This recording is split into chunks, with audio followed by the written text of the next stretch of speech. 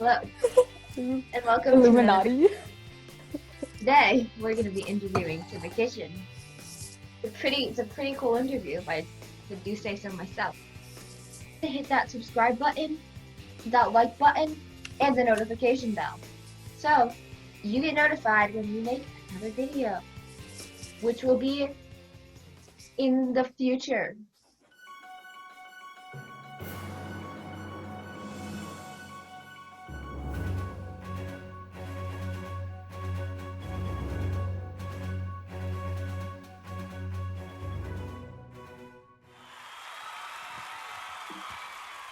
Hey, Anais. Welcome. Right. So, we obviously kind of done, a tiny bit of research to what Kibbeh Kitchen is about. So, but to the audience, do you kind of just want to give a brief introduction? Yes, sure. So Kibbeh Kitchen was, we founded it to raise money to the Lebanese Red Cross, which was helping in the aftermath of the devastating explosions on August 4th in Beirut.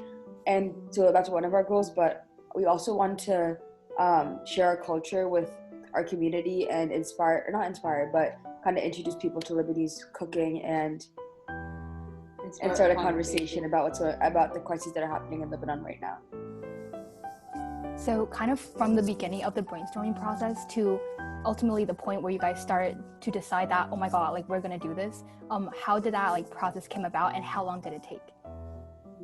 Well, it was really after the explosion, we were thinking, what could we do to help in the aftermath of that? And then, so 2 days later, we thought about Yeah, so I think kitchen. On Thursday we came up with the actual. So we were thinking, of what we could do, obviously, because I don't know how to say it, but basically we felt obviously very bad about what happened in Lebanon because half of our family lives there. Thank God they don't live in Beirut, so they weren't. Only one of our family members lives in Beirut, but a lot, the rest of our family lives in Lebanon. We've been to Beirut before, so obviously we did feel very bad for what happened, and we were thinking of ways to help. And I think it was Thursday night, so after the explosion, we came up with the idea to sell platters of Lebanese food, and then all the money that we raised would go to the Lebanese Red Cross. So then between Thursday and Saturday, during that time, we were making the website and thinking of the dishes and testing everything out. So it took us 4 days, I guess, to really put everything together. So who typically? Oh, sorry. The math, but yeah, from Tuesday to Saturday. So who typically cooks? 'Cause I feel like there's probably a lot of that going around. It might be hard to manage, right? Yeah, it's really all three of us cook. Sorry, my brother isn't here, but I do the manushi, which is a flatbread with a spice called za'atar, and it's really good. And my sister and my brother, they split up the work between the hummus, the kibbeh, and the tabbouleh. Yeah. So, but it's definitely us. We all have our own things that we're working on, and then for one of the dishes, for all the ones that you mentioned, we're all doing our own parts, and then for tabbouleh, we kind of all just do it together. There's not really an assigned oh, I'm gonna cut this and that. That's the one that we kind of do because it takes the longest. So we're doing that as a family. Cool. By the way, just curious, how old is your brother? This one or my other one? Yeah, this one. How old are you? I forgot. He's 14. No, I'm kidding. Yeah, he's 14. And my other brother's 19, but oh, he's 14. Yeah. Oh my God, he's so cute. Yeah, he just turned 14 if you a big deal. Right. So how do you guys initially learn how to cook? Did you guys always learn how to cook, or? So I think my dad and my mom have always cooked for us, and they've always shown us little tips.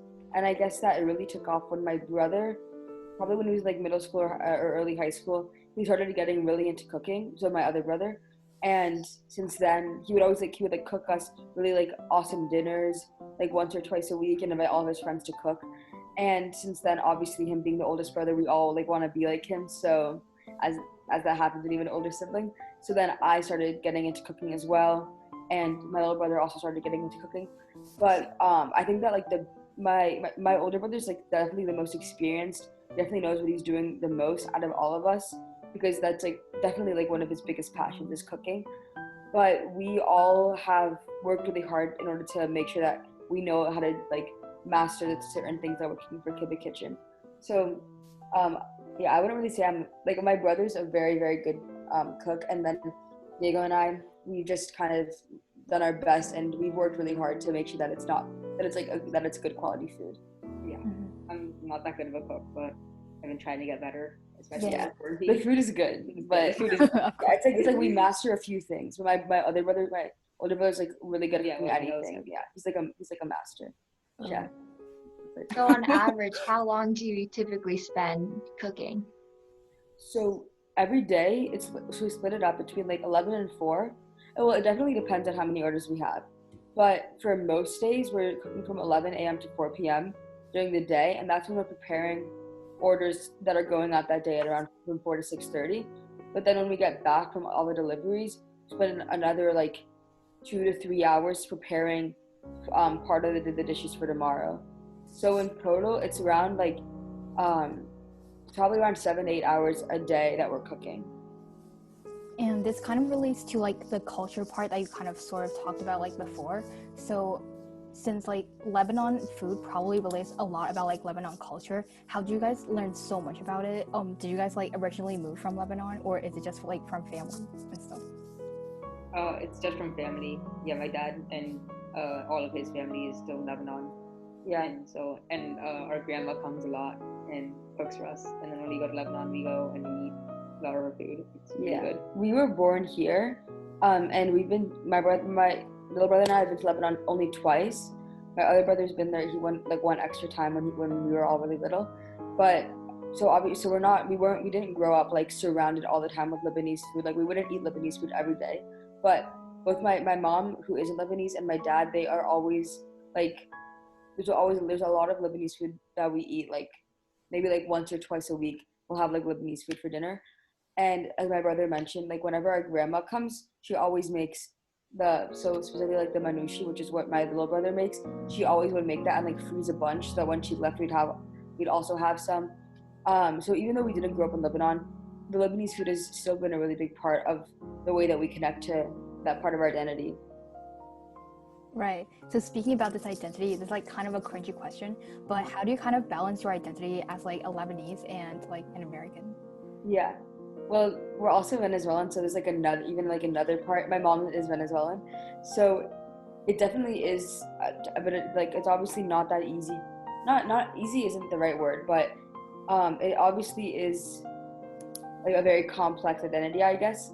Not like that's a weird word, but there's obviously a lot of different cultures that have influenced who we are today, and I think that it's one of the ways that we connect to like the Lebanese part of our identity, the Venezuelan part of our identity, is through food, because a lot of our family is either in Lebanon or Venezuela or in other parts of the world, so we don't really get to spend a lot of time with our family and like in the country speaking like Arabic or speaking Spanish. So one of the biggest ways I'd say that we balance that is kind of finding smaller ways to interact with the cultures. So whether it's like celebrating holidays a certain way, like we celebrate this thing called Three Kings Day, which a lot of Americans don't celebrate, which is basically like after Christmas. We don't need to get into the specifics, but there's like different things that we do to connect. One of them is definitely like by eating a lot of the food and learning how to cook it, and others are like, I guess like on New Year's, you eat 12 grapes. Yeah. And yeah. So like different parts of the culture and like those traditions we kind of incorporate as well into our lives. That's a very weird answer, but it's pretty good. Okay. So yeah, like in terms of the target market, because like I'm not sure how you guys kind of work, but wouldn't like a lot of the people who are buying the food directly like Lebanese, and then if they are, how do you guys like manage this language part? Yeah, a lot of the people aren't Lebanese. I don't know how many Lebanese people have bought our food, but the majority definitely aren't. So yeah, I guess no one has like filled anything out in Arabic, so everyone's like a rap from Newton or Boston, and they all speak English, so that hasn't really been a problem that we've seen. Mm-hmm. And then how do you guys like develop your target market, or just develop your customer base in general? So we were thinking how we could kind of maximize how much money we make from each person that learns about Kibbeh Kitchen. And in Newton, obviously, it's like a lot of families. It's not like people living it's not like people living with their boyfriend in their apartment. It's like houses that have families in them, obviously. So we were thinking that we wanted to have a product that, this was even before we came up with the idea for Kibbeh Kitchen. We wanted to have some sort of product that people could enjoy with their families, because that's the majority of people living in Newton. And but also we wanted to have some sort of option for people that didn't want to, that were just like by themselves. So that's why we have individual platters. But mainly we want to target families so that they can experience like the Lebanese culture as a family all together, just like we do in our house. So I guess that was our customer base, is mostly, it was originally Newton families, but we have had like a good amount of like 2 people orders from the Boston area. I feel like more than 2. I feel like we had like a solid third. No, not 2 people. Like people that had just ordered for 2 people. Oh yeah, right. Like our customer, we kind of got like we didn't expect that to happen, but we did see a fair amount of people ordering like for them and their like boyfriend or something in Boston. So I feel like if there's no corona pandemic, then you guys would have probably delivered food like by yourself. So how do you guys think the coronavirus pandemic has impacted you? I think it's just given us more time, and definitely being at home when we're kind of like separate right now. The world kind of froze, so obviously I think that the impact of the explosion really affected us, and we really thought about it a lot more, because we weren't worried about school or anything, or like we weren't like on vacation. We really just like were at home kind of. So when that happened, there wasn't anything that we could do to take our minds off it. We weren't like immediately having to go study for a test and then couldn't think about what happened. So that, for me at least, just being at home really and not being involved in like that many other things really made me focus and think about the explosion, and it really affected me. So that's one thing. I think that because of that, we kind of felt more of a need to go and do something to help. But like specifically for the cooking, I think that I mean, obviously we have to like be really make sure that we're not sick or anything, just because even if we wear a mask and gloves, if we're sick, obviously that's a very big hazard. So I guess that it's just given us the pandemic has given us more time so that we actually can take on this big project that's very time consuming, and making us like more cautious, I guess, of like our well-being, to make sure that we're not affecting anyone else if we were sick. What do you think is going to change once the pandemic ends, once you aren't confined to your house for as long? You want to answer? I can. I want to give you some time to talk. So, well, for Kibbeh Kitchen specifically, we're stopping this Wednesday, because that's where we were just going to do it for a month, because we almost like school starts and we have to kind of we're going to have more things. We have like other things that we have to do. And then after that, we're going to have pop-ups for like once or twice every month for like a few days, just to keep the orders coming in. But I guess once the pandemic ends, I think that the world is going to go back to being like super fast-paced. Obviously, we're like high schoolers, I'm assuming, so we're all going to be going back to like our very rigorous, like just study, homework, all that, debate, obviously, as Lisa knows, a big part of me. I think that we're going to be focusing less on like what's going on in other countries, which is unfortunate, but I mean, that's just like, it's a very fast-paced world, and if we have other things to do, we're not going to be really thinking about, oh, what's going on in this country, how can I help? Mm-hmm. And then for the Lebanon explosion in particular, what do you think are like the causes of this thing on a societal level? So the causes, what do you mean, like why it happened in Lebanon? Like kind of what are the general political trends and like the societal trends that really led into this thing? Yeah, like the reason this explosion happened, obviously that much ammonium nitrate, like the explosion started because there was just like unattended ammonium nitrate in the port, or in some sort of like building in the port, in a warehouse. Yeah, it was in a warehouse. So the reason that it was left there is for, I think it was over 5 years or something, is because the government has been corrupt ever since like the 1990s, which is when the Civil War ended. So the government is like super shady. Like, for example, there isn't 24-hour electricity in Lebanon. So I remember that when we first went to Lebanon and we were walking with our cousins once in the city, and then like the power just went out, and obviously us living in the US, we always have electricity, and then we were like, what just happened? Like, what's going on? And our cousins were so calm because this happens to them every day. For like at a certain time, there's just no power. And I remember feeling really shocked because it's like, oh, this is like their normal. Like there just isn't power for all 24 hours in a day. I don't know. That's not that important, but an example of why the government is shady is because they make deals with like the generator companies that people buy because there's no power for 24 hours a day. So they need to get like expensive generators. If that makes sense. Like, you guys know what I'm saying? So the government makes deals with them, and the government basically keeps the electricity not running for 24 hours a day, so that people buy generators for the time when there's no electricity. Like, that's one example. Other examples are like the water sometimes is not sanitary. There's problems with like the garbage disposal, but just the government just does not know how to manage a country, which is why the ammonium nitrate was there for such a long time, and that ultimately led to the explosion. So for this like particular political sorry. So I think you can finish. So like for the political corruption, what do you think really causes this? Like, do you think if it's the lack of democracy, or so like basically how do people vote in Lebanon? Is it like secret ballot or something like that? I'm pretty sure it's secret ballot, but I mean, I think that one of the reasons, I'm not sure if this is why there's political corruption, but in Lebanon, basically, I think there's like something like 18 different religious sects.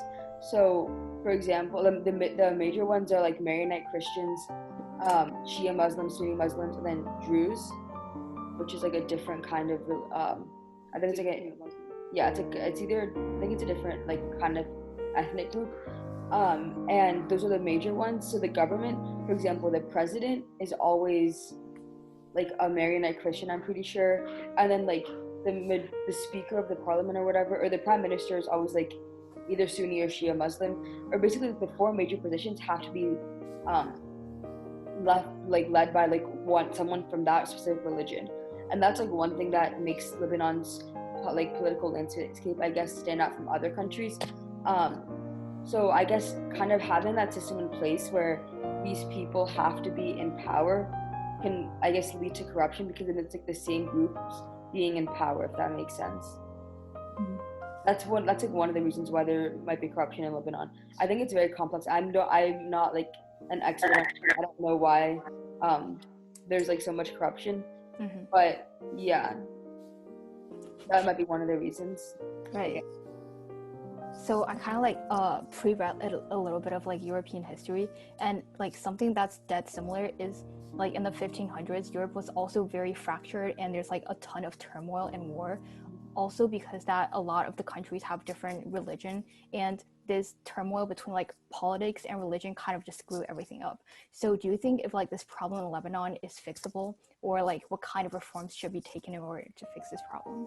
I think it's definitely possible. Well, first of all, the country like is still recovering from the civil war. There's still a lot of tensions between different groups, just because the civil war was like extremely disastrous, and it really destroyed the country. And even though it ended over 20 years ago, the country's still recovering. Like when we went to Lebanon, specifically in Beirut, like there was a lot of buildings that were still torn down, that were still broken, and a lot of destruction in the country. So those tensions, a lot of them haven't really been resolved. But I do think it is possible for like the different religions, the different ethnic groups to coexist under one country. And I think that the reason that Give me 1 second. Oh wait, sorry about that. Okay. I think it is possible for there to be. Sorry. I think it is possible for the country to not become a failed state. And I don't really think the root cause of the corruption is the different religious and ethnic groups, because there are different religious and ethnic groups in all countries, and those countries still like prosper, and some countries are failed states not because of religious problems. But I think that there does need to be like a massive reform in who's being elected to office, and making sure that it isn't like the same corrupt elite. Just getting new people in there that actually want to fix the country and aren't just worried about like lining their pockets. Do you think the explosion is going to like change something in the government, or like have like some sort of reaction? Yeah, there was a reaction. Like a bunch of the like the ministers resigned, and I believe even the prime minister resigned, which was, I mean, I think the explosion was just a wake-up call to the country to see, and like the government specifically, like the government just does not know how to manage a country. So the prime minister and a bunch of the other ministers also resigned. But again, like the same thing happened in November. There was basically a lot of protests, and the prime minister back then also resigned, and then the new prime minister was also corrupt. So like something's gonna have to change instead of just someone resigning in order for there to be any real change. And a lot of it is like corruption. So like, is it dependent on like political machines? I think it's like what we learned about in A-Push, I guess. The political, there's obviously different factors, but there are some like bribes for people to vote for certain candidates. So then, like, kind of like shifting towards how you guys operate your business. So a lot of this kind of like really depends on publicizing the Kibbeh Kitchen on like different kind of media. So how do you guys like manage to do that? Yeah, we do a lot of, it's mostly Instagram, you know, and the Instagram redirects them to our website. But like all three of us tend to post a lot of things on our story about Kibbeh Kitchen. Yeah, that's like what we do all day. So that's really how we get the word out. It's mostly just Instagram. Yeah, and we also contacted the different news outlets to get our, like, we were on, there was a Boston Globe like mini article about Kibbeh Kitchen that came out like I think 2 weeks ago, and then earlier this week we were on Boston 25 News and we did an interview for them too. And then we also that's just like obviously in the later stages. In the earlier stages, what we did to get the word out, apart from Instagram, was we emailed like the PTOs. Yeah, like PTOs at different schools, and got it sent out to like the parents. Because again, this ties back, like our primary target audience was like families. So we went to target like Newton Public Schools parents, and then they would see it, and then they'd order it for their family. Mm-hmm. That's where we like primarily got people in the beginning. Cool. So I feel like whenever you contact Boston Globe or other kind of major news media, then you guys have to be like super persuasive. So how do you guys like gear your argument towards that way? Yeah. Well, I guess for Boston Globe, it was actually really funny because we were about to email them, and then we checked our email and they had emailed us. So that was pretty funny. But then for the Boston 25, we reached out to them and we basically just kind of shared our story. And I think that, I think that like they like, I guess we kind of just played on the fact that like we're young and we're doing this, and then I think that they always like to see young people doing things. So we just mentioned how like our ages and how we're Lebanese and how we really care about this. I don't think that we did any like specific ways to make them kind of. Oh, I guess actually for Boston 25, that was after we were on Boston Globe, so we kind of sent them the link to say that we are like legit. And then, like, we're like, this, we were like, oh, like, you might want to know about us because we were on Boston Globe, you know? Yeah, that was after we got on. We also emailed a lot, like, we emailed every single local Boston, like, news, like, WC, I don't even know their names, but. Oh, something like GB or something like that. Yeah, but then only Boston 25 responded. I feel like it's a lot of luck, too. Yeah. So. Because I'm sure they get other tips. But I don't know. They didn't respond, so. Salty. Yeah, pretty salty. So like as high schoolers, you guys probably like obviously got a lot on your hands, but then specifically due to like the operation of Kibbeh Kitchen and kind of like just this thought of putting your thoughts into action. So how do you think like running the Kibbeh Kitchen has impacted you guys personally? Yeah, I feel like, I don't know, it's been stressful, but it's been cool. So I feel like I've learned to handle stress better, and I feel like it's empowered me to do more stuff over Corona. Okay, I don't know if I really answered the question. Yeah. Yeah, that's good. Good job. Yeah. So I think for me, one thing it really made me think of is how to. I think that we all see a lot of like posts on Instagram about things happening all over the world, and like, oh, like this is happening in that country, this is happening in this country, and people obviously post a lot on their stories, post a lot on Instagram.